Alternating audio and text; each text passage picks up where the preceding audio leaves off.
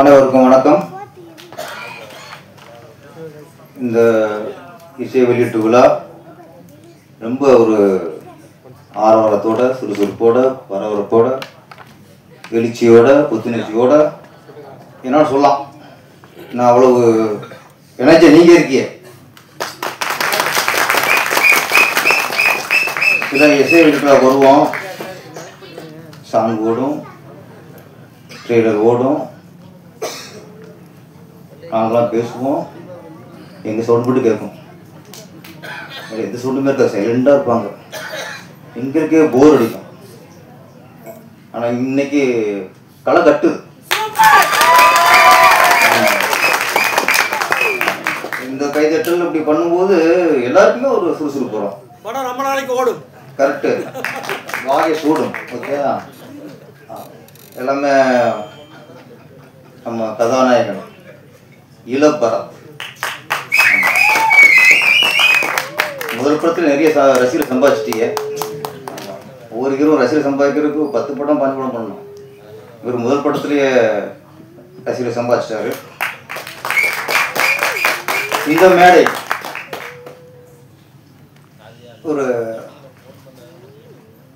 ஒரு பாசமான மேடை, அன்பான மேடை. ஏன்னா இங்கே பாசங்கிறது பார்த்தா என் பையனுக்கு அப்பா படம் எடுத்துருக்காரு. அது பாசம். அன்பு, நிறைய அன்புள்ளங்கள் அவங்க வாழ்த்து வந்திருக்காங்க. அன்பும் பாசமும் இருந்தாலும் வெற்றி தான். இந்த படத்தை வாழ்த்தி சென்ற ராஜன் சார், மோகன்ஜி சார், இங்கே வாழ்த்து வந்திருக்கிற இயக்குனர் Ravichandran sir, Padmaraj sir, Murugan sir. இது சார் சார்னா பயமாக இருக்கு.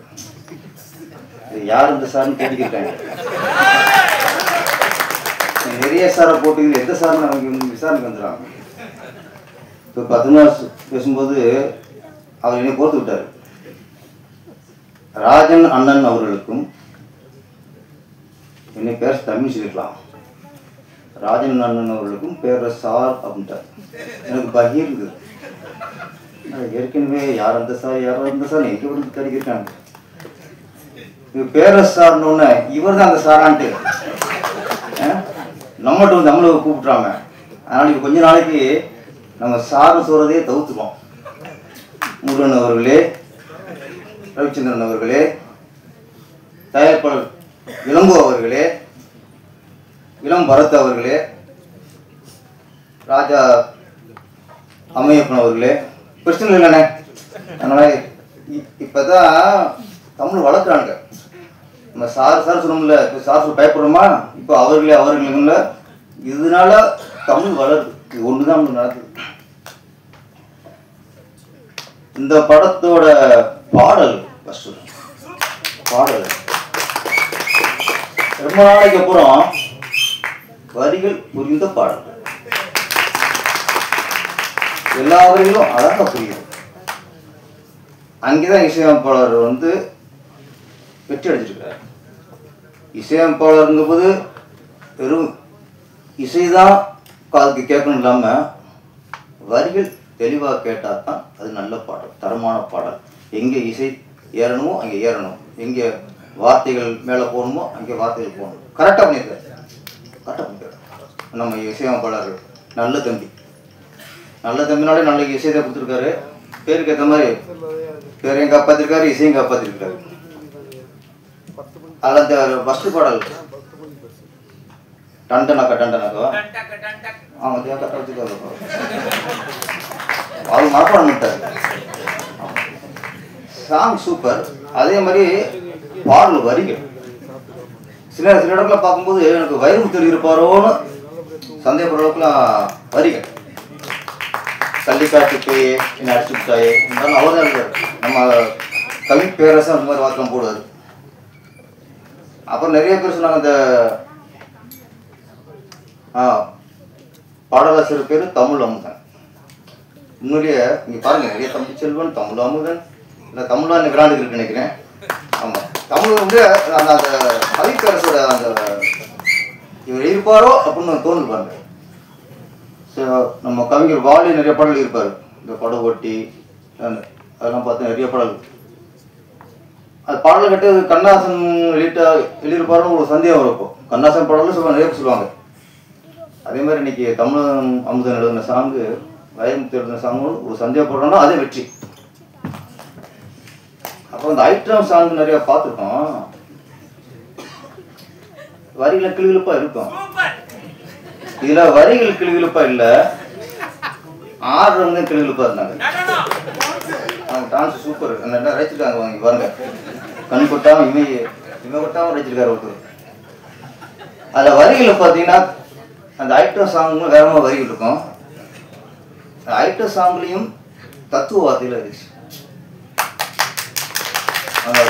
இந்த காலத்துல பணம் எவ்வளவு முக்கியங்கிறத ஒரு வரிகள் சொல்லிச்சு. இந்த செருப்புக்கும் பணம், அறுவை சிகிச்சைக்கும் பணம். ஏன்னா ஒரு ஐட்டம் சாங்களுக்கு சொல்லலாம், சில மாம்பழமா போயிடலாம். இங்க பழத்தை பத்தி பேசல, பணத்தை பத்தி பேசிக்கலாம்.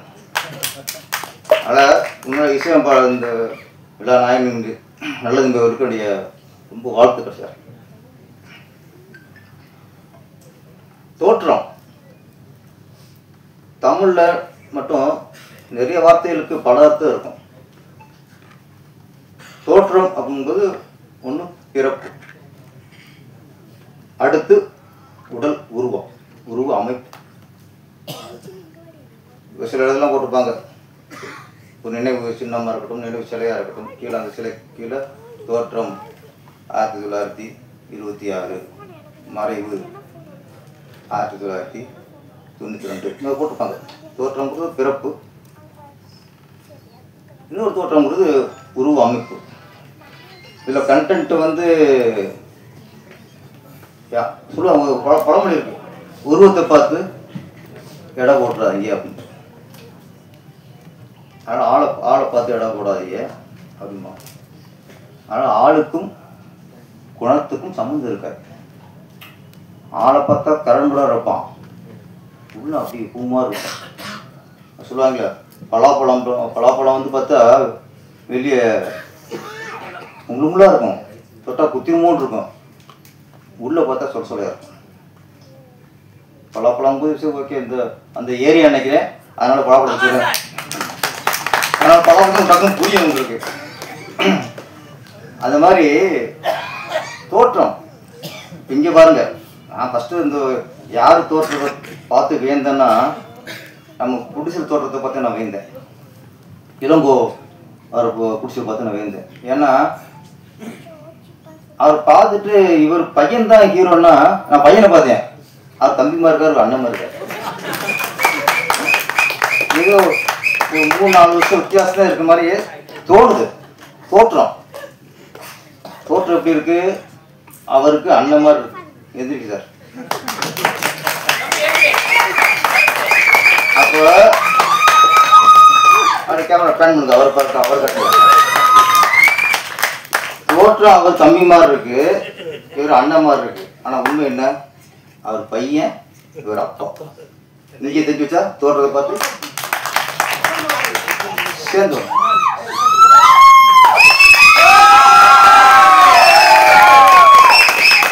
இதுவே பெரிய உதாரணம். தோற்றத்தை பார்த்து ஏமாறக்கூடாது. இவர் அண்ணன் மாதிரி இருக்காரு, உண்மையிலே அப்பா. அதனால கதையோட கண்டென்ட்டே முடிஞ்சு போச்சு. நம்ம உருவத்தை பார்த்து ஏமாறக்கூடாதுன்ட்டு. சார், நீங்க அடுத்த படத்துல கதாநாயகன் சார், இவரு கார்த்தி மாதிரியும் இவரு சூரிய மாதிரி வரட்டுங்க.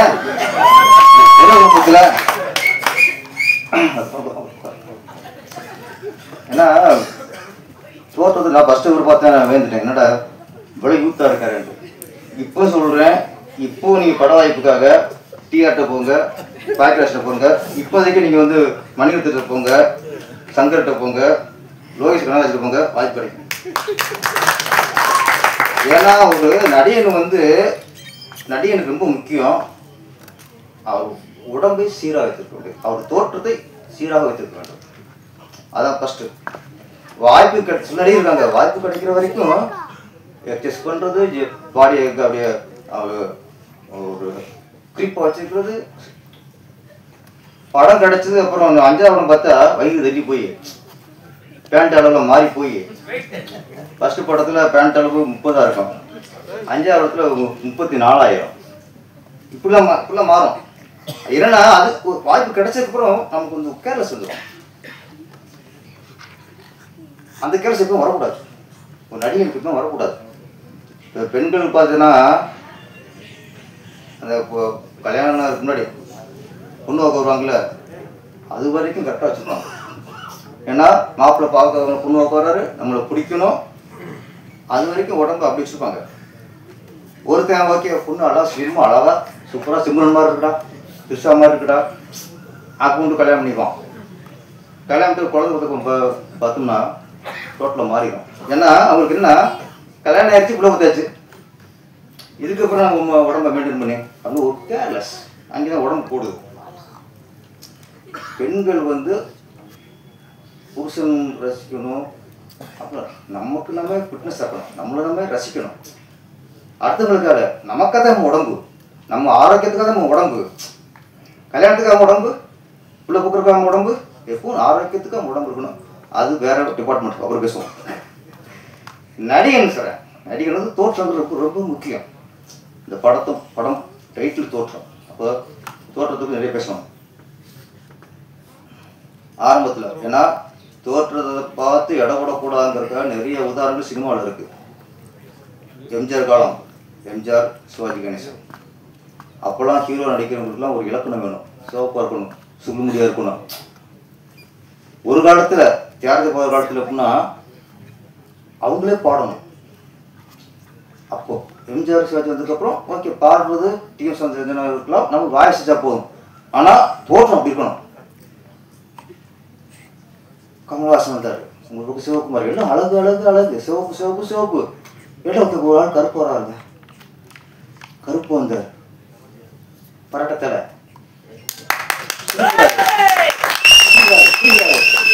யார் எந்த அழகுங்க, கண்ணுங்கரையன் இருக்காப்புல, கண்ணு தூண்டு இருக்கு. யாரு அந்த ஆள் தான். அந்த தோற்றத்தை பார்த்து இவரெல்லாம் ஹீரோவா, இவர்களுக்கு நடிக்க வேண்டாங்களான்னு கிண்டல் பண்ண அந்த ஆள் தான். அவர் தான் இன்னைக்கு சூப்பர் ஸ்டார். அங்கே உருவத்தை பார்த்து இடம் போட்டாங்க, அடிச்சு வந்துட்டார். அதுக்கப்புறம் பாக்யராஜ படத்தில் அசிஸ்டண்டாக ஒர்க் பண்ணவர் கே பாக்யராஜ் சார். புதிய வார்ப்புன்னு படம், பாரதிராஜ சார் ஹீரோ தேடுறாங்க. நான் அவர் ஒரு வாத்தியார் கேரக்டருக்கு ஹீரோ தேடுறாரு. அவருக்கு அப்போ அந்த கேரக்டருக்கு பெரிய ஹீரோ சிவகுமாரோ கமலஹாசனோ அதெல்லாம் அவருக்கு செட் ஆகலை. யதார்த்தமாக இருக்கணும். திடீர்னு பார்த்தா பாக்யராஜ் பார்த்துக்காரு, இவன் கரெக்டாக இருப்பானே, இவா சட்டை போடு, கண்ணாடி போடு பண்ணார், இவர் தான் ஹீரோன்ட்டார். அன்னைக்கு எல்லாரும் எதிர்த்து வச்சுருக்காங்க, இன்னும் இவரை போய் ஹீரோ போடுறீங்க. பாரதிராஜ சாருக்கு அவருக்கு கான்ஃபிடன்ட். அன்னைக்கு உருவத்தை பார்த்து எல்லாருமே எதிர்த்து வச்ச அந்த உருவம் தான் பின்னாடி இன்னைக்கு திரைக்கதை மன்னன். டார்லிங் முந்தானை முடிச்சு தூரம் நின்று போச்சு, எத்தனை வெற்றி படங்கள். தோற்றம், மார்பு தோற்றத்தை பார்த்து நம்ம தப்பா இடப்பட்டோம். அன்னைக்கு பெரிய ஆளாயிட்டார். அதே காலகட்டம் ஒருத்தர் கதை, திரைக்கதை, வசனம், இசை, பாடல்கள், ஓகே, குள்ளம்மா, தாடி, டண்டனக்கா டண்டனக்கா, நம்மாள் டி ராஜேந்தர் தலைவர்.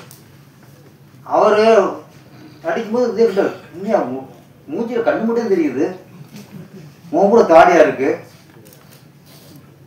இவர் ஹீரோவானாங்க. அவர் படம் தான் முதல்ல 1 கோடி பிசினஸ் ஆச்சு. ரஜினி கமல் படத்தோட பிசினஸ் ஆச்சு. ஆட்டி படைச்சார். அப்படியா மயிரணி காதலி, இந்த கல்யாணி, எத்தனை படம். உருவத்தை பார்த்து இடப்படக்கூடாது. அதுக்கப்புறம் கஸ்தூராஜா டைரக்டர், சொந்த படம், ஒல்லியா ஒருத்தர் போறாரு. ஆமாம், துள்ளுவத இளமை. ஹீரோ தனுஷ். எல்லாரும் பார்த்து என்ன அவன் ஊதுத்தி மாதிரி இருக்கான், உடம்புல உனக்கு சதை இருக்கா இல்லையா, இல்லை எலும்பு தானே இருக்கா அப்படின்னு கிண்டல் பண்ணாங்க. இன்னைக்கு தமிழ் திரையுலகில் தவிர்க்க முடியாத ஹீரோவில் டாப்பில் இருக்கிற ஹீரோவில் அவரும் ஒருத்தர் தனுஷ். ஹீரோவா அதுக்கு எஸ்ஏசி சார் இயக்குனர். எஸ்ஏசி சார் நாளே தீர்ப்பு தன் மகனை ஹீரோவாக்குறாரு. அந்த படத்தை பார்த்துட்டு இங்கேயாவது மக்கள் சொன்னாங்க, பத்திரிக்கையே சிரிச்சப்போ அவர் பேச கிண்டல் பண்ணி ஒரு கேவலமாக சொன்னாங்க. நல்லா நசிஞ்சு போன 5 வருஷ மூஞ்சி மாதிரி இருக்குது சொன்னாங்க. அவரு தான் இளைய தளபதியாகி இன்னைக்கு தலைவராயிட்டார். இதுல என்ன தெரியுது அப்படின்னா, யாரையும் உருவத்தை பார்த்து நம்ம எடை போடக்கூடாது. அவனுக்குள்ள பவர் எப்போ வெளியே வரும், அவனுக்கு திறமை எப்போ வருமோ இப்போ வெளியே வரும். தோற்றத்திற்கும் திறமைக்கும் சம்மந்தமே இல்லை. நம்ம திரையுலகில் நிறைய நடிகராக இருக்கட்டும், இயக்குநராக இருக்கட்டும், தோற்றத்தை பார்த்துமே எடை போட்ட கூடாது. அது இந்த படம் நம்ம தமிழ் செல்வன். அந்த கண்டென்ட் புதுசாக, எனக்கு நிறைய கதை புதுசாக லவ் ஸ்டோரியாக இருக்கும். ஆனால் அந்த தோற்றத்தை பார்த்து இடம் கூட போன கண்டென்ட் எனக்கு ஃபஸ்ட் டைம் எனக்கு புதுசாக போடுது. ஏன்னா இப்போ நிறைய வருது. இப்போ நம்ம என்ன கஞ்சா கடத்துறது இந்த மாதிரி நிறைய கதையில் பார்த்துக்கிட்டு இருக்கோம். இது கொஞ்சம் வித்தியாசமாக இருக்குது. இளங்கோ அவர்கள் ப்ரொடியூஸ் பண்ணாலும் நம்ம ராஜா அம்மையப்பன் வந்து ஹெல்ப் பண்ணியிருக்கிறாரு. நிறைய ஆதங்கத்தை நிறையா வெளிப்படுத்தினாங்க. இப்போ நிறைய வர சின்ன புடிச்சிருக்கலாம். அவங்க வெளிப்படுத்துகிற ஆதங்கம் வந்து தேட்ரு கிடைக்க மாட்டேங்குதுன்னு தான். சீக்கிரம் அதுக்கு முன்னால் ஒரு விடிவு காலம் வரும். ஏன்னா சின்ன படங்கள் தான் சிறிய டெக்னீஷியன்களையும் சிறிய நடிகர்களுக்கும் வாய்ப்பு கொடுக்குது. அவங்களுக்கு ஒரு வாழ்வாரத்தை கொடுக்குது. பெரிய படங்கள்லாம் நம்பர் 1 மினிஸ்டர், நம்பர் 1 கவிஞர், நம்பர் 1 கேமராமேன், நம்பர் 1 எடிட்ரு, ஏற்கனவே கொடுக்குன்னு சம்பாதிச்சவங்களுக்கு அது எவ்வளோ வைப்பாங்க. ஆனால் ராஜா அம்மையப்பன் மாதிரி நம்ம இளங்கோ அவர்கள் மாதிரி சிறிய படம் பண்ணும்போது அங்கேதான் சிறிய இசையமைப்பாளர், சிறிய பாடலாசிரியர், சிறிய காஸ்டியூமர், சிறிய மேக்கப் மேன், சிறிய கேமராமேன், சிறிய நடிகர்கள், இவங்களுக்கெல்லாம் பல வேலை இல்லாமல் இருக்கும். அப்போ இந்த மாதிரி சின்ன தயாரிப்பாளர் தான் திரையுலகில் சிறிய டெக்னீஷியனையும் நடிகர்களையும் காப்பாற்றுறது சார் நீங்கள் தான். அப்போ திரையுலகில் சின்ன டெக்னீஷியனாக காப்பாற்றுற உங்களை யார் காப்பாற்றுறது? சிறிய புதுசில் யார் காப்பாற்றுறது? அதுக்கு ஒரு விடிவு காலம் வரணும். எல்லாம் சொன்னாங்க, சங்கங்கள்லாம் முயற்சி பண்ணிட்டு சீக்கிரம் வரும் சார். சீக்கிரம் விடிவு காலம் வரும். சின்ன படங்கள் இப்போது சொன்னாங்க, ரப்பர் பந்து ஜெயிச்சது, சின்ன படம் ஜெயிச்சது. இந்த படம் ஜெயிக்கும். இன்னும் ஒரு 4 சின்ன படம் ஜெயிக்கும் போது அப்போ தேட்டருக்காரர்களுக்கு பயம் வரும். ஏன்னா பெரிய படங்கள்லாம் போட்டு லாஸ் ஆகி போச்சு. சின்ன படங்கள் தானே வெற்றி அடைஞ்சு வசூலை கொடுக்குது. அப்போ ஒரு சின்ன படம் வரும்போது இது ஜெயிச்சிருமோ, இந்த படம் ஜெயிச்சிருமோ, இந்த சின்ன படம் ஜெயிச்சிருமோ அப்படின்னு சின்ன படம் ஜெயிச்சிருமோன்னு அவங்களுக்கு ஒரு நம்பிக்கையும் பயம் வரும்.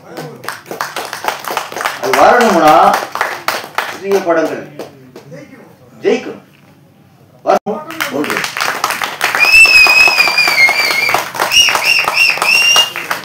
இளம் நாயகன், இளம் பரத் நல்லா நடிச்சிருக்காரு. எந்த இடத்துலையுமே அவர் ஒரு புதுமுகம் மாதிரி தெரியல. ஏற்கனவே நடிச்ச அனுபவம் நடிகர் நடிச்சிருக்காரு.